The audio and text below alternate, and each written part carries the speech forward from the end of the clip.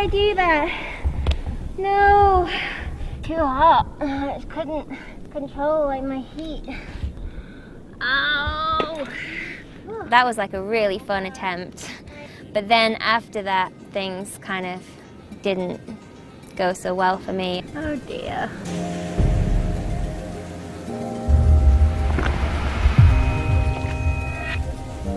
The Concepcion.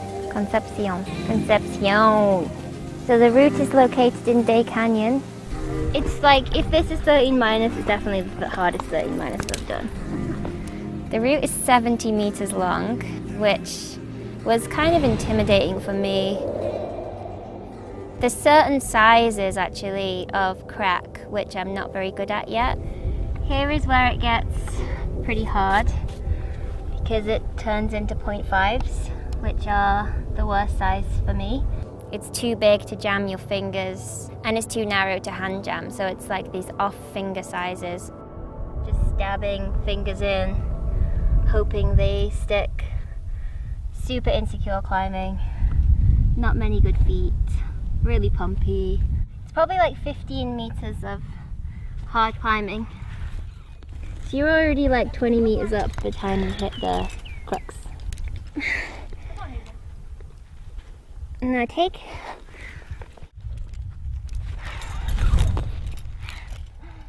oh, it's fun! I thought if I can do this route, I can probably climb purple and greens. You know, like once you've done a hard sport route, a face climb, you just like know what the deal is. You know the protocol. Coming and doing something that's like a whole different style from that, it doesn't just require more training, it requires a whole new skill set. My foot kept on popping out of this sandy bit of the crack, and then I started getting really pumped. Oh no! Come on. It's quite unusual, I think, to feel that insecure in every move. No! Come on.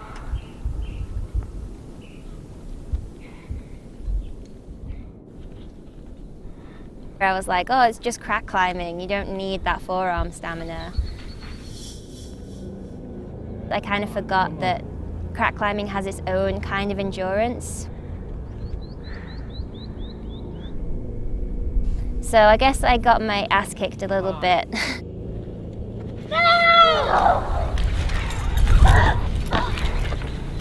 Get it fucking wrong! And I got kind of negative about it.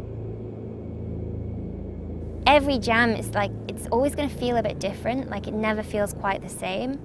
And so that feedback you get, it's not the same as when you've rehearsed a sport route.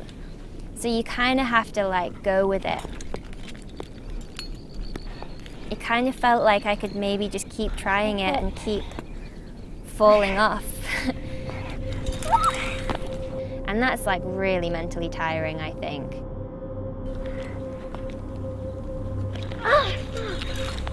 It's really fun to try, it's just a little bit long. Like, I'm getting a bit mentally tired and a bit physically tired on it. And like, sort of like getting psyched to go up and be on the wall for that long again is kind of draining. It makes you realize how chill starting up a sport route is. I think basically Adamondra must have made the route really sandy, because basically the whole route is about getting that bit of your index finger to stick on the rock bits.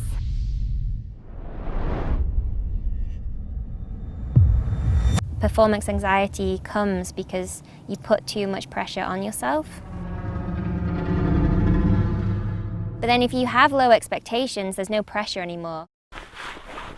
And with that mindset, you can kind of just like stop trying to control the climbing too much, and you just kind of let yourself climb instead of having your mind interject and be like, oh, well, this should be done this way and this should be done that way, and you should be feeling more rested at this point. Just off the ground, it gets big enough for just your tips. And so there's like this bouldery first few moves where you're essentially just doing these like campusy tip lock-offs with poor feet.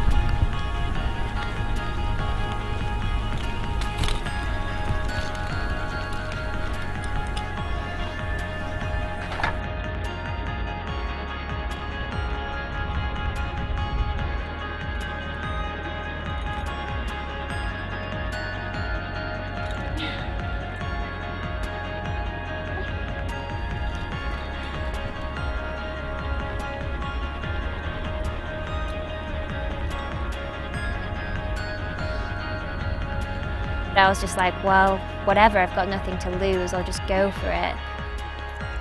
And I think I got into a bit of a warrior trance, which is what Steph said that she got into when she did the route.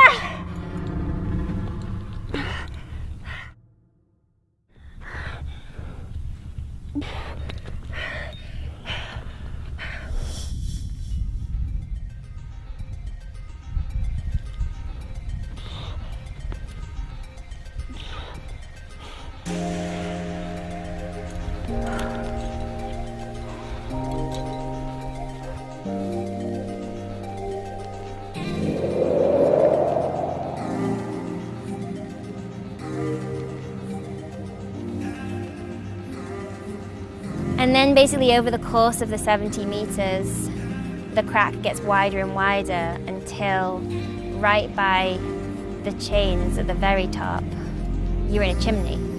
So it's like a full journey.